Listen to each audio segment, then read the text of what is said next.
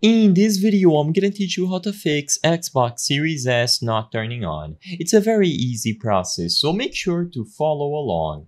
First, for power troubleshooting, what you can try to do is holding down the Xbox button on the console for 10 seconds. What this is going to do is ensure that it is completely powered off. So try this by force powering it off and see if it works after you press the power button again. If the console is power cycling, meaning it turns on and off repeatedly, first unplug the power cable from both the console and the wall outlet for at least 60 seconds. Afterwards, plug everything back in and press the Xbox button on the console, see if it works. Something else that you can try is using a different outlet. So if you can afford it, plug the console into a different wall outlet to rule out a faulty one. So if the first one doesn't work, you can rule it out and see that the problem was the outlet that you were trying to use to power the console.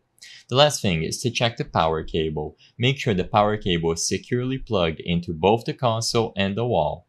Look for any visible damage on the cable itself, and if you have someone who can lend you a different power cable, try using a different one. The next thing to check is hardware. So clean the vents, because dirt, debris, lint, and dust buildup can cause overheating issues. Making sure that the console's vents are clean is going to make sure that you can use it as usual without any sort of overheat, hit on performance, or straight up the console not turning on. You can try alternate inputs. So if you have other video inputs on your TV, try connecting the Xbox using those to see if the issue persists with HDMI. Now, with all of this out of the way, unfortunately, there's not much that you can do on your own. If it still doesn't work, even after all these steps, I would highly recommend taking it to a professional, because otherwise you would have to go into hardware solutions, and if you are not comfortable messing with the hardware inside of the console, I wouldn't advise you to follow. So just make sure that you contact a professional if it still doesn't work.